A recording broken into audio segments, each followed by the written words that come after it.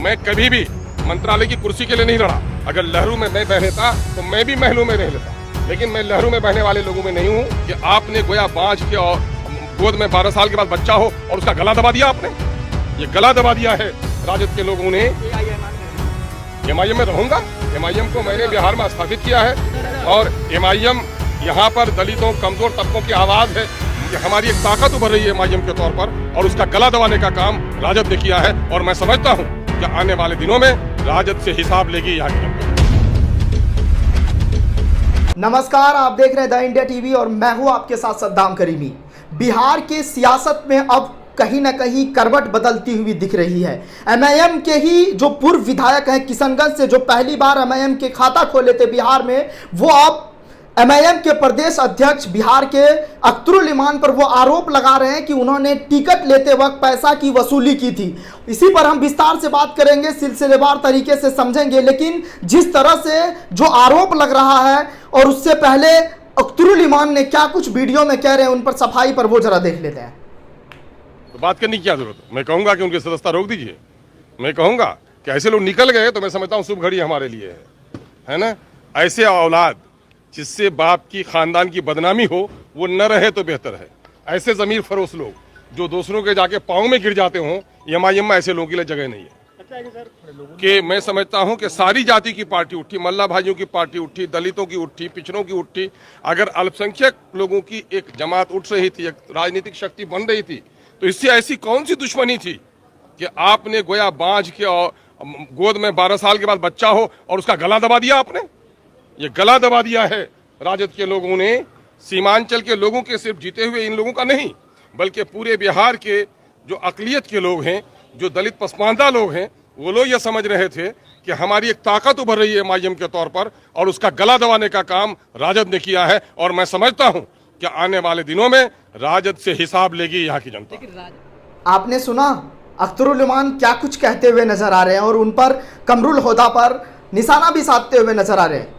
कमरुल होदा को एमआईएम ने नसीहत देते हुए पार्टी से बर्खास्त कर दिया है। उन्होंने अख्तरुल इमान ने अपने एफबी हैंडल से शेयर करते हुए वो लेटर भी बाकायदा सभी के सामने रखा। इसी पर हम बात करेंगे अपने सहयोगी ज्योति से। सद्दाम, जानकारी के लिए और बता दूं कि 2019 के लोकसभा उपचुनाव में कमरुल हुड्डा ही एक ऐसे शख्स थे जिन्होंने बिहार के किशनगंज में पहला खाता खोला था और जिसकी वजह से ही एमआईएम वहां पर जानी गई थी। लेकिन उनको ये कहा जा रहा है कि वो पार्टी विरोधी है, इसलिए उनको पार्टी से निकाल दिया गया है। लेकिन जिस तरीके से वो अख्तरुल इमान पर पैसा वसूली का आरोप लगा रहे हैं, हालांकि जो आरजेडी में 4 विधायक गए हैं वो भी उन पर आरोप लगाते हुए दिख रहे थे, तो क्या लग रहा है कि इन सब मामले में अख्तरुल इमान का कुछ हाथ है, तभी जो विधायक हैं वो लगातार नाराज हो रहे हैं? देखिए, ऐसा है कि बिहार की सियासत जब पार्टी में टूट हुई है, यानी एमआईएम के जब 4 विधायक टूट कर गए वहाँ आरजेडी में, तो कहीं ना कहीं लोग ये भी कहते हुए नजर आ रहे हैं कि अंदरूनी कलह के वजह से और अख्तरुल इमान के मनमानी के वजह से ये पार्टी में टूट हुई है। दरअसल इसको समझने के लिए द इंडिया टीवी की टीम ने सीमांचल के एमआईएम के समर्थक से काफ़ी लोगों से बातचीत की। उन्होंने नाम न बताने के शर्त पर कई सारे जो है बारीकी से इन चीज़ों के बारे में बताया कि पार्टी में टूट हो सकती है और उसके बाद जो है ये जानकारी बहुत पहले से ही थी। हालांकि इन चीज़ों को लेकर असदुद्दीन ओवैसी साहब के नज़र में भी रखा गया था और तमाम विधायक को बुलाया भी गया था और वहाँ पर बैठक भी हुई। तो बैठक जब हुई तो उसमें शहनबाज आलम और उसके बाद अंजार नईमी और उसके बाद अख्तरुल इमान साहब खुद गए थे और जो एक विधायक है रुकुबुद्दीन साहब, कहीं ना कहीं ये अंदेशा लग रहा था कि ये धोखा देने वाला है। वही हुआ जो हमने इससे पहले की वो तस्वीरें देखी और हर किसी के सामने वो चीज़ें निकल के आई। लेकिन पैसा वसूली की जहाँ तक दूसरी बात है, वो कहीं ना कहीं अख्तरुल इमान अपने प्रेस कॉन्फ्रेंस के जरिए उस बात को अपने सिरे से नकारते हुए नजर आए और उन्होंने कहा कि कोई अगर माय का लाल है जो बता दे कि हमने पैसा लिया है। हमने तो खुद उनको मतलब एमआईएम को खुद उन्होंने अपने खून से सींच कर खड़ा किया। यह अख्तरुल इमान का वो जवाब है और उन्होंने साफ तौर पे कहा कि बच्चे को पाला गया है, यानी कोई टिकट नहीं देने को तैयार था तो एमआईएम ने टिकट दी और उसके बाद वहां जब वो चुनाव लड़े तो अल्लाह के फजलो करम से उन्होंने जीत हासिल की। लेकिन यह भी कहा जा रहा है जो आरजेडी के विधायक जो अब गए हैं एमआईएम से आरजेडी में, वो साफ तौर पे ये कहते हुए नजर आ रहे हैं कि इसके लिए एमआईएम की पूरी टीम या असदुद्दीन ओवैसी साहब, माजिद हुसैन साहब जो बिहार के इंचार्ज है, इनका बहुत बहुत शुक्रिया जो हमें मौका दिया।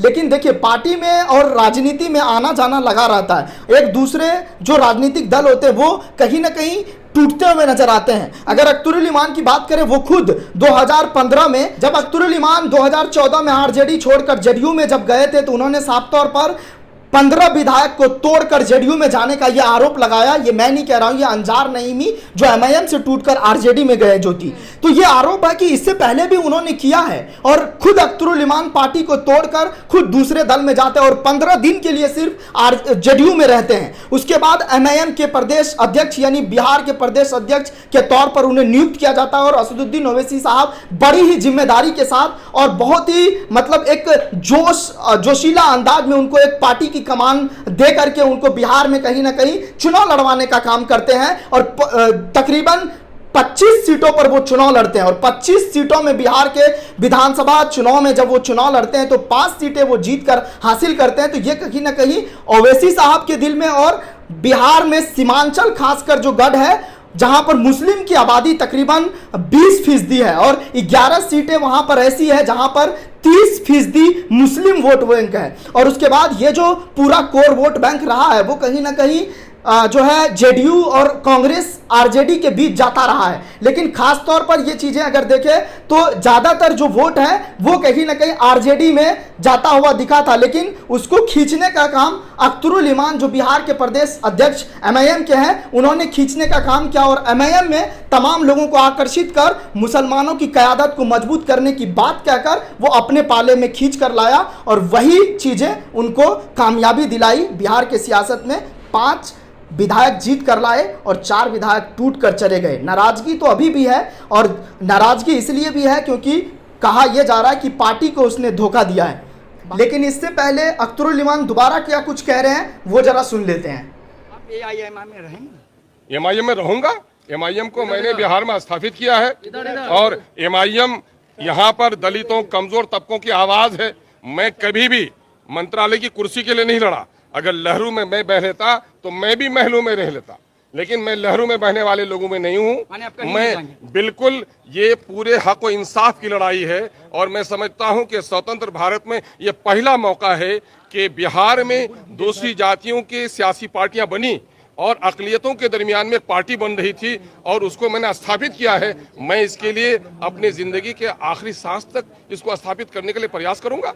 बहरहाल जिस तरह से बिहार में हलचल तो चल रही है लेकिन उत्तर प्रदेश में भी काफ़ी हलचल है, क्योंकि जिस तरह से हमने बताया सुबह की जो 100 से अधिक कार्यकर्ता हैं वो अपना इस्तीफा देने वाले हैं। हालांकि जो ओवैसी हैं उन्होंने फ़ोन पर बात करके उन कार्यकर्ताओं को मना लिया है और अब कहा जा रहा है कि वो पार्टी से नहीं जाएंगे। बाकी इस खबर को लेकर जो भी अपडेट होगी हम आप दर्शकों से ज़रूर साझा करेंगे। फिलहाल बस इतना ही, शुक्रिया।